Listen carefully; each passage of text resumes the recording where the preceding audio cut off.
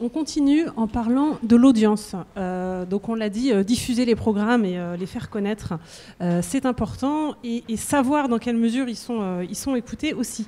C'est nous à Binge Audio, et puis j'espère avec d'autres acteurs du podcast, un sujet qui nous tient à cœur. Après, quel que soit le profil des acteurs, pour le service public, ça veut dire connaître ses usagers, parce que servir le public, c'est ça. Pour des acteurs qui veulent développer un modèle économique sur le podcast, c'est bien connaître le marché. Et puis pour des acteurs qui n'ont pas forcément d'objectif de monétisation, je pense que ça a un sens quand même de connaître ces audiences. Alors, il y a beaucoup de progrès à faire en matière de connaissance des audiences, de mesure des outils. Il en existe certains néanmoins.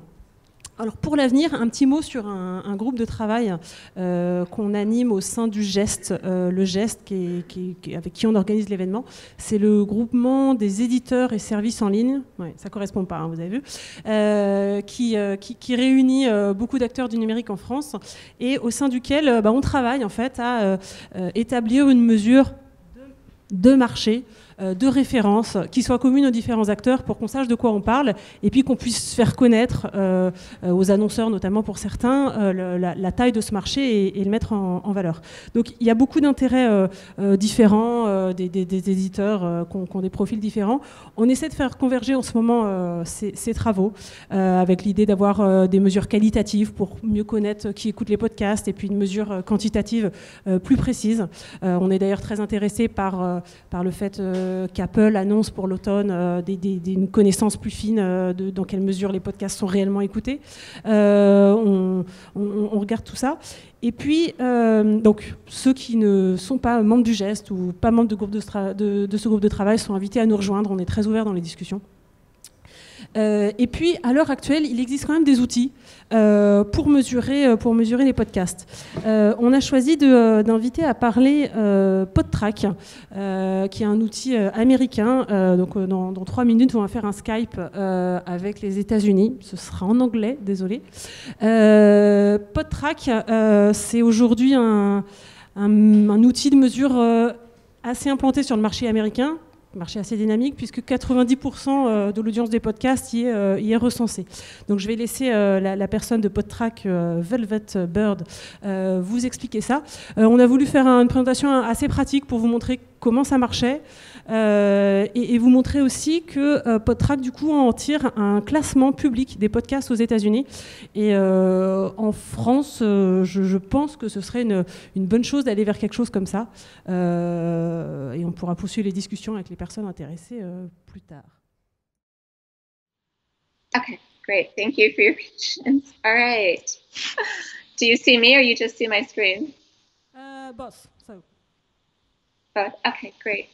All right, so I'll tell you about Podtrac. Podtrac launched in 2005 at the first ever U.S. podcasting conference that was held in Ontario, California.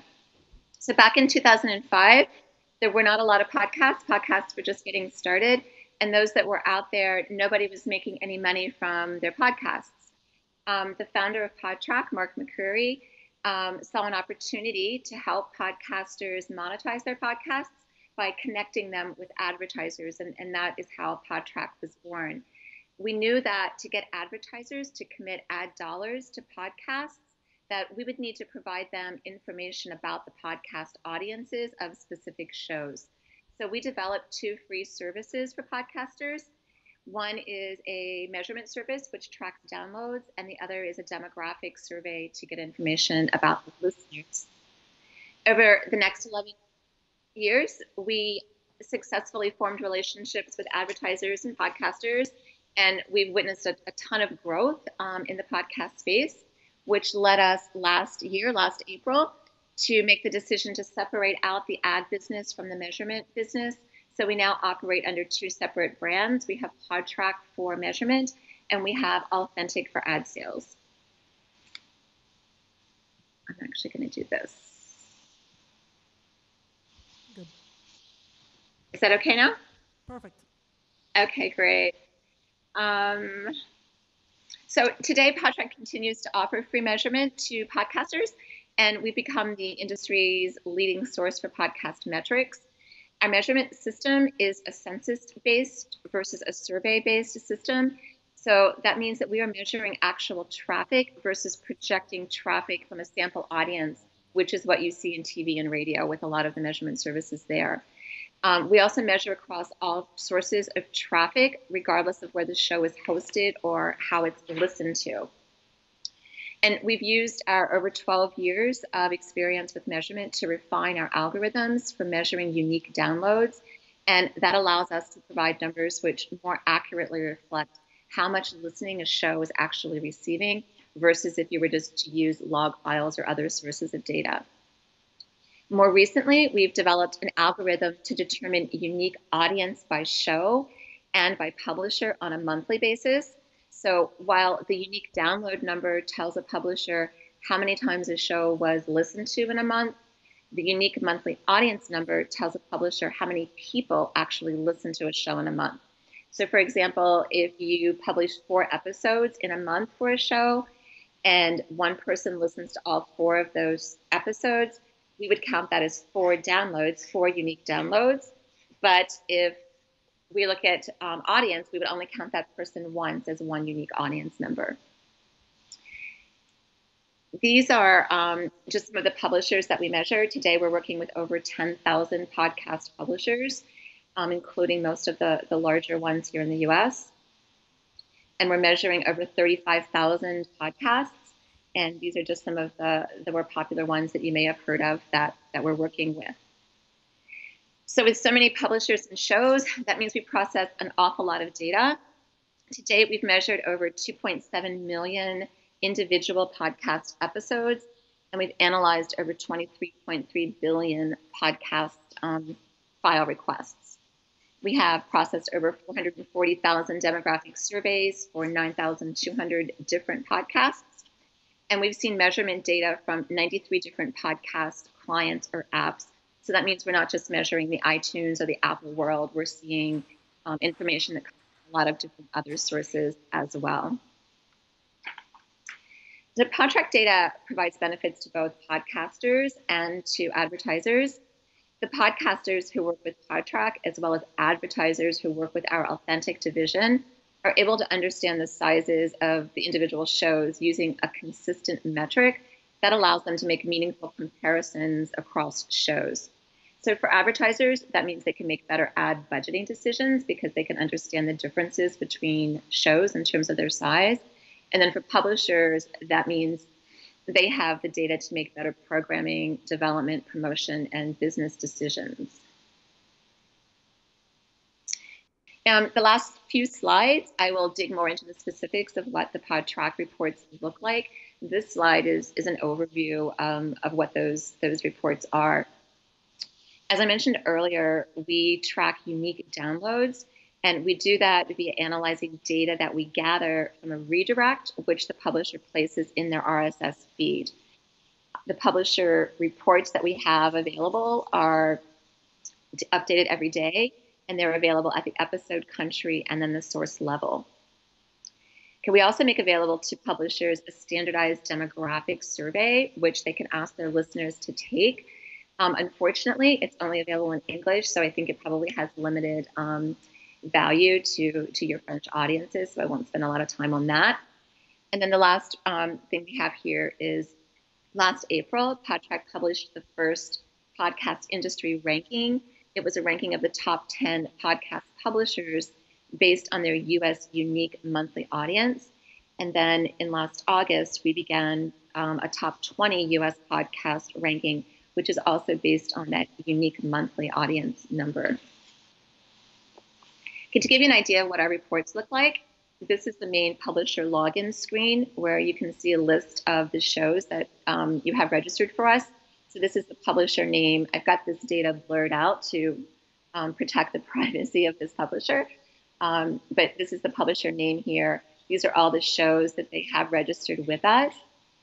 These over here for each of these shows, we can see 90-day downloads, how many downloads they've had over the last 90 days, their audience number, their unique audience number for that show for the most recent month. This data is updated every month. If we were to click on this report button up here at the top, that would take us to the download reports. And the first one we have here is by episode. So down the left, we can see episodes that are published each month. And then we have the download data displayed over to the right. We can look at this on a daily basis, on a weekly basis, which is what I believe this report is weekly, monthly or quarterly. And again, this is updated every night. So each morning you see the previous day's data. We click on the source tab here. That takes us to the next report we have, which is the download data that is provided by the source, telling us what the app or the client is that's being used by the actual listener to access the file. This report, the screenshot I have, just shows the iTunes or the Apple portion, which is where we see 60 to 70% of the listening happening from. The other 30 to 40% is fractured across a whole bunch of different apps. Those would be displayed here. We just don't see them. They would be farther down the bottom of this. So you could get an idea of which apps are most popular for your particular shows. And again, you can look at this daily, weekly, monthly, or quarterly. Then if you click on the country tab, that takes you to a display. Whoops, a little too fast. That takes you to a display of the data by country. And again, these are unique downloads. This looks like on a weekly basis, and it shows you, it sorts by the popularity. So in this example, the US is the most popular with 2.6 million all time. We can look at this, why it keeps doing that, daily, weekly, monthly, and quarterly, and we can see how it falls out for different countries. And then finally, we provide a report of unique monthly audience. This is a new report that just came out last year. In this report, the show name is blurred out here, but for each show that a publisher registers with us, they can look month by month to see what their global unique audience is and their US unique audience is.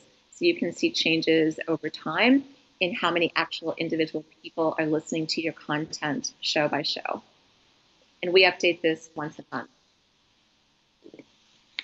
This is the audience demographics data. I won't spend a lot of time here again, but just to give you an idea of what that looks like. And this is an example of the top 10 podcast publisher report that we do. Again, this one is for US audience. This one just happens to be for February of last year. We update this once a month. We make it available for free on our website at podtrac.com and to anyone who registers or signs up for our mailing list.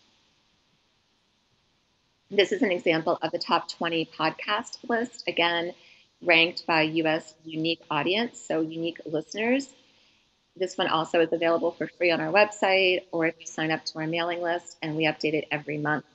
You'll see a big difference here is that on the publisher report, we do make available some numbers. So we have the unique US monthly audience number for each of these publishers, as well as their global total unique download number for the entire month. So that gives you an idea of how big the biggest players in the space are in terms of publishers. At the show level, we don't make that information available, which again is more to protect the individual privacy of shows and to keep that information private for shows. We also have a couple of white papers that we make available. One is, the second one down here is more information about our methodology. So if you're interested in those algorithms or how we're figuring out how to do unique downloads and how that compares to what other people do, you can download this paper, again, at podtrac.com. And the other one is a bit more friendly. It's geared more towards advertisers and publishers and helps them understand more about what metrics are available in the podcasting space.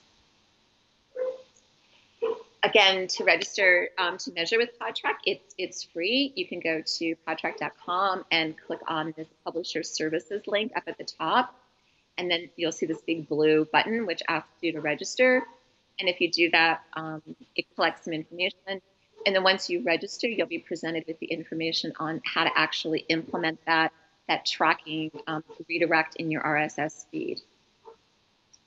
If you're interested in receiving the ranking reports, you can register for our mailing list on our website. If you go to podtrac.com and click on the industry rankings link and just give us your email address, and then you'll get that automatically each month. If you have questions or want more information about Podtrac, you can find us at podtrac.com. if when you're implementing the redirect for any reason, you can contact our support at podtrac.com. And then there's my email address. I'm always happy to hear from publishers, anyone that has any questions. And that's everything I had. This presentation. I think we'll have to skip the Q&A. Maybe I will say just a few words about how we use Podtrac here at Binge Audio. But sorry, I will do it in French. That's fine. I won't say anything wrong, don't worry. Je disais tout à l'heure que c'est important que le secteur du podcast se dote d'outils de mesure partagés pour ne serait-ce que parler la même langue. Alors, on est d'accord qu'il y a plein de progrès à faire dans les outils de mesure, notamment, comme Laurent Frisch le disait tout à l'heure, pour mieux connaître l'exacte consommation des programmes, une fois qu'ils sont téléchargés notamment. Il y a des progrès qui seront faits, j'en suis convaincue, même dans les prochains mois à ce sujet-là. Et puis, les travaux que je mentionnais tout à l'heure qu'on a au geste sont sur un périmètre assez large. On veut compter les podcasts, on veut compter les streams, on s'interroge même sur le périmètre de la vidéo, on veut compter ce qui est fait sur toutes les plateformes, etc.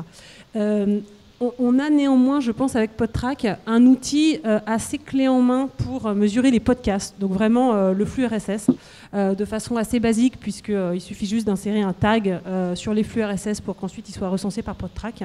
Nous, à Binge Audio, on est disposé à vous parler de la façon dont on utilise, sachant que c'est très simple. Et si on pouvait avoir, dans les prochains mois, de plus en plus d'acteurs qui s'y mettent et qu'on puisse faire une phase de test. Alors, l'inscription est libre et chacun garde ses données dans un premier temps. Mais si ensuite on pouvait avoir des discussions pour aller, pourquoi pas, vers quelque chose une mesure partagée, une publication un peu sur ce qui se fait aux États-Unis, ce serait intéressant. Toutes les méthodologies sont imparfaites, on est d'accord. Celle-ci a l'air de convaincre 90% du marché US, donc je pense qu'elle n'est pas trop mauvaise. Il y a notamment du détail que je pourrais vous fournir sur les déduplications d'écoute, des instruments de fiabilisation pour compter les écoutes le plus fiablement possible. Voilà.